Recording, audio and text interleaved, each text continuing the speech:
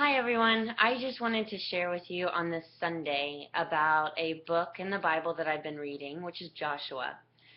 Surprising that stood out to me because it's an Old Testament book and they honestly never have too much until now. Joshua is really cool. It speaks a lot about being strong and being courageous and fighting, um, cleaning out your house, whether it be physical house or internal house, which is your temple inside, and preparing you for victory and preparing you for the promises.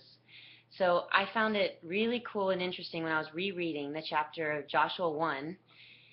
The Lord tells Joshua 4 different times to be strong and be courageous. He reminds him in Joshua 1:5, he says, "No one will be able to stand against you as long as you live. For I'll be with you, as I was with Moses. I will not fail you nor abandon you." He also tells him in 1:9, "This is my command, be strong, courageous. Don't be afraid or discouraged, for the Lord your God is with you wherever you go." He was really preparing him for some of the upcoming battles he was going to have, which one is a well-known one that many of us know, which is the walls of Jericho. He had told him that the walls were going to come tumbling down, as we know in the song, and that was going to be his land. And so the Lord told Joshua to march around the town for 6 days, and on the seventh day, the walls were going to come down and they shout.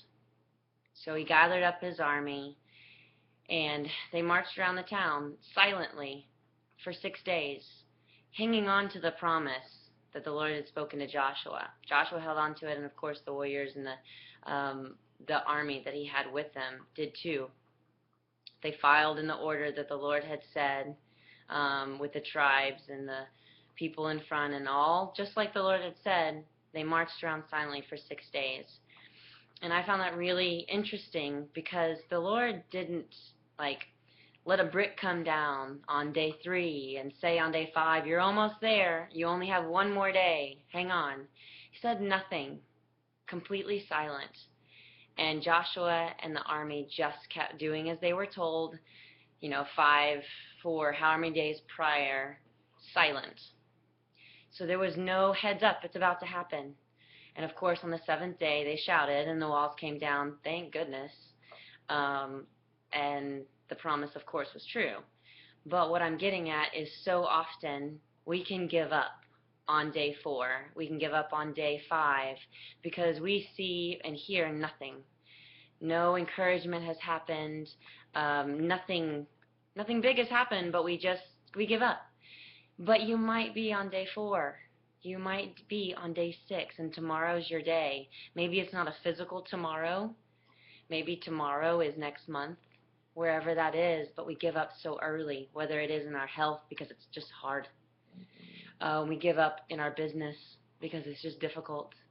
We give up financially because of willpower and self-discipline so often. We give up on ourselves. Give up. We give up. And we forget about the promises or the things we know of, and we throw them out the window because we haven't been encouraged. Well, neither were they. They saw nothing. But on that 7th day, it came down.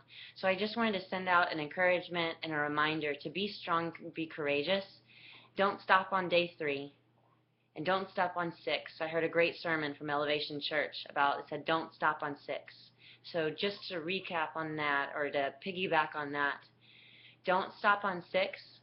Be strong and be courageous, for the Lord your God is with you wherever you go. Hang back onto those promises. Keep marching. Keep in prayer and get ready to shout.